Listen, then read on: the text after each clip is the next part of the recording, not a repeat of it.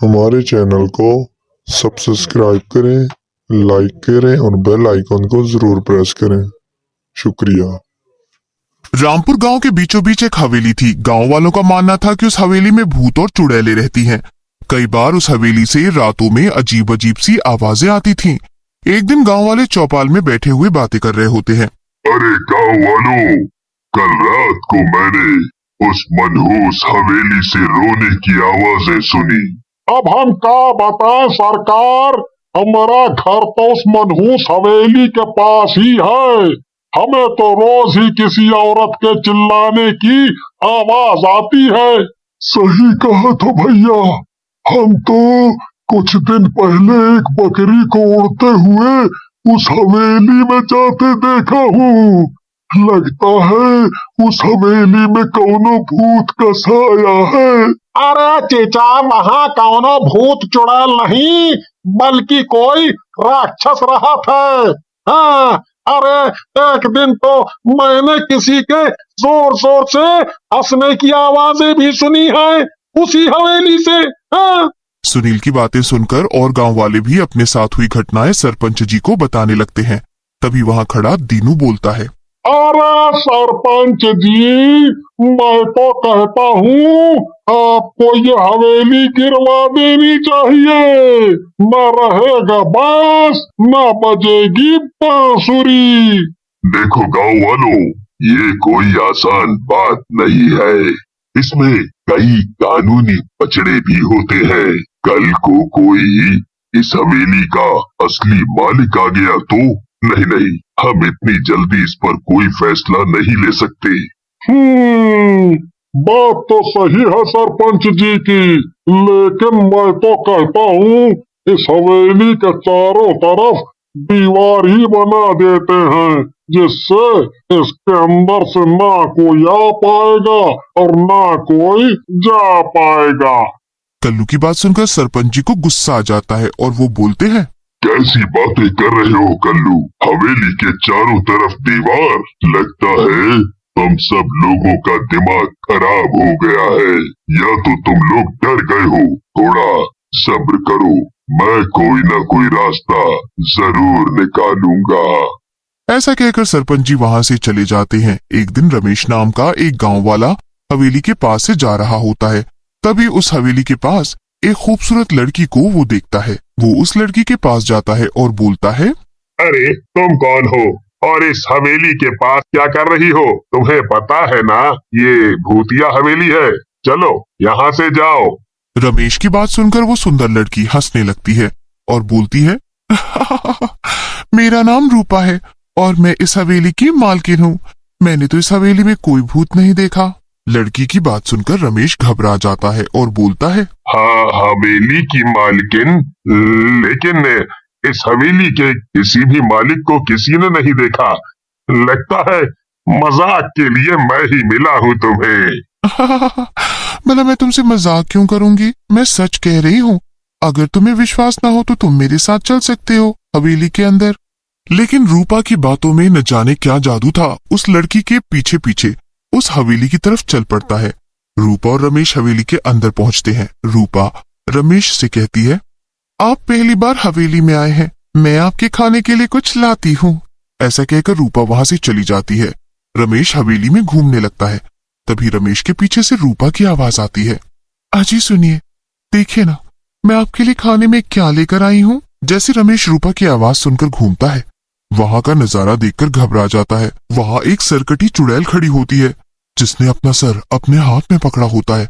उसके दूसरे हाथ में खून से भरा एक प्याला होता है। चुड़ैल, गाँव वाले सही कह रहे थे, इस हवेली में चुड़ैल का वास है। आज तो मैं गया। तभी रमेश हवा में उड़ने लगता है और हवेली के दरवाजे के बाहर गिर जाता है। रमेश को बहुत चोट लगती है और वो बेहोश हो जाता है। अगली सुबह गांव वालों को रमेश दिखता है। दीनू रमेश से पूछता है। अरे रमेश भैया, क्या हुआ? ये सब का है, किसने किया? हवेली। लेकिन रमेश हवेली का नाम लेकर और इशारा कर बेहोश हो जाता है और मर जाता है। गांव वाले इस घटना से बेहद घबरा जाते हैं और सरपंच जी के पास जाते हैं। सरपंच जी कछु करिए। पहले तो इस हवेली के अंदर ही सब कुछ होता था, लेकिन लगता है हवेली के प्रेत अब बाहर आने लगे हैं और अब हम सबको नहीं छोड़ेंगे। नहीं नहीं कल्लू, तुम और गांव वाले घबराओ मत। मेरा बेटा कल विदेश से आ रहा है। वो इन बातों पर विश्वास नहीं करता। उसे एक बार गांव से वापस चले जाने दो, फिर मैं कुछ करता हूँ। देखा भाइयों, हल्का खून गरीब का, खुद का बेटा इन चक्करों में ना पड़े, इसलिए सब गांव वालों को चुप रहने के लिए बोल रहा है। सही कहा है किसी ने, गरीब की कहीं भी इज्जत नहीं होती, कहीं इज्जत नहीं होती। तो तू सही रहा है, लेकिन इसके बेटे को लाने तो हम दोनों ही जाएंगे ना, रास्ते में बता देंगे उसको सब कुछ। फिर देखते हैं क्या होता है। फिर कल्लू और दीनू भी वहां से चले जाते हैं। अगले दिन कल्लू और दीनू सरपंच के बेटे राहुल को लेने चले जाते हैं। राहुल अपने साथी रोहित के साथ आया होता है। राहुल कल्लू को देखकर बोलता है, अरे कल्लू भैया, वाह, आप आए हो हम दोनों को लेने, मजा आ जाएगा। आप तो बिल्कुल नहीं बदले, बल्कि और लौंडे जैसे लग रहे हो, एकदम हीरो। और दीनू भैया तो एकदम ऋतिक लग रहे हैं। राहुल के मुंह से तारीफ सुनकर कल्लू और दीनू खुश हो जाते हैं। दीनू गाड़ी को हवेली की बजाय दूसरे रास्ते से ले जाने लगता है। ये देख राहुल बोलता है, अरे दीनू भैया, गांव का सीधा रास्ता तो हवेली की तरफ से जाता है ना, आप वहां से क्यों नहीं जा रहे? राहुल भैया, वहाँ पर खतरा है, इसीलिए नहीं जा रहे हैं। खतरा? वो भी हवेली से? देखा रोहित, कैसी बातें कर रहे हैं दीनू भैया। फिर राहुल के कहने पर दीनू उसे गांव में हो रही सारी घटना बताता है।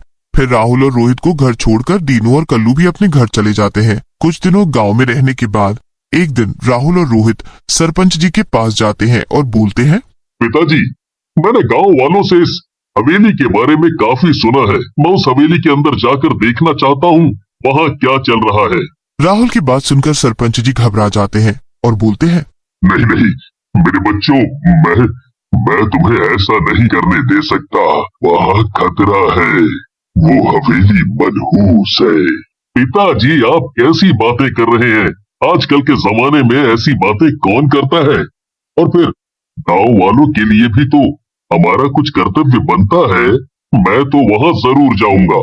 ऐसा कहकर राहुल और रोहित वहां से चले जाते हैं और हवेली के अंदर जाकर सो जाते हैं। आधी रात में जब उनकी नींद खुलती है तब उनका बेड हवा में उड़ रहा होता है। रोहित राहुल को जगाता है और बोलता है, अरे राहुल, उठो जल्दी, देखो हमारा बेड हवा में उड़ रहा है। लगता है गांव वाले सही कह रहे थे, इस हवेली में चुड़ैलों का वास है। कैसी बातें करते हो रोहित? चुड़ैल होती तो हमारी जान ले चुकी होती। तुम डरो मत, मेरे रहते कुछ नहीं होगा। रोहित और राहुल बेड से नीचे कूद जाते हैं। तभी राहुल को एक खुशबू आती है। फिर राहुल और रोहित खुशबू की दिशा में खींचे चले जाते हैं। खुशबू एक बंद कमरे से आ रही होती है। फिर रोहित और राहुल दरवाजे को तोड़ देते हैं। कमरे के अंदर 3 परियां बंधी होती हैं। खुशबू परियों में से आ रही होती है। परियां उन दोनों को देखकर हैरान हो जाती हैं और बोलती हैं, तुम दोनों कौन हो? हम तीनों को आजाद करवा दो। यहाँ रहने वाली चुड़ैल ने हमें कैद करके रखा है और हमें रोज मारती पीटती रहती है। तभी वहाँ चुड़ैल आ जाती है और बोलती है, तुम दोनों टुच्चे से मनुष्य इन परियों को आजाद करवाओगे? लगता है तुम दोनों को कच्चा ही खाना पड़ेगा। हम चुड़ैलों पर ये काली नीली पीली बेल्टें नहीं चलने वाली, समझा? ऐसा कहकर चुड़ैल रोहित को उठाकर पटक देती है। रोहित बेहोश हो जाता है, लेकिन तभी राहुल चुड़ैल के ऊपर अपना भगवान शंकर का लॉकेट डाल देता है। चुड़ैल लॉकेट के डालने से ही जलने लगती है। ये महादेव का लॉकेट क्यों डाल दिया मुझ पर? हटा इसे, नहीं तो मैं जल जाऊंगी। थोड़ी देर में चुड़ैल जलकर भस्म हो जाती है और परियां भी चुड़ैल के जादू से आजाद हो जाती हैं।